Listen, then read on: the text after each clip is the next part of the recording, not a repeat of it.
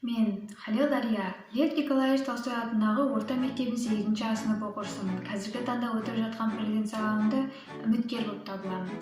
Менің мектеп президенті болу мақсаттарым оқушылардың қоғамдық, әлеуметтік, танымдық және шығармашылық қабілеттерін дамыту болып табылады. Мектеп парламентінің 8 фракциясы мен жас ұлан ұйымының 7 бағытын толығымен қамти отырып, жас ұландар мен жас қаландардың қоғамдық, әлеуметтік, танымдық және шығармашылық қабілеттерін дамытып, оның қоғам игілігіне пайдалануына жағдай жасау, білім алушылардың бойындағы азаматтық белсенділік, әлеуметтік құзыреттілік, азаматтық жауапкершілік дағдыларын дамыту, әлеуметтік шығармашылыққа қабілетті, өзінің жеке басын қоғам мен әлеуметтік жетілдіру мүдделесіне әрекет ете алатын жоғары мәдениетті, гуманистік бағыттағы азаматтарды тәрбиелеу, білім алушылардың қабілеттері мен мүдделерін, мектептегі бірыңғай құқықтарын кеңестерін дамыту үшін жағдай жасайтын боламын.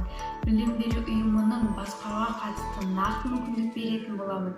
Және де әрбір білім алушы білім беру ұйымының қоғамдық өміріне тартатын боламын. Мектеп оқушыларының әлеуметтік тәжірибелерін байытуға және дамытуға өз үлесімді қосатын боламын. Әлеуметтік танымдық бағдарламаларын жүзеге асыру және де мектептегі тәрбиелік әлеуетін жүзеге асыруға барынша атсалысатын боламын.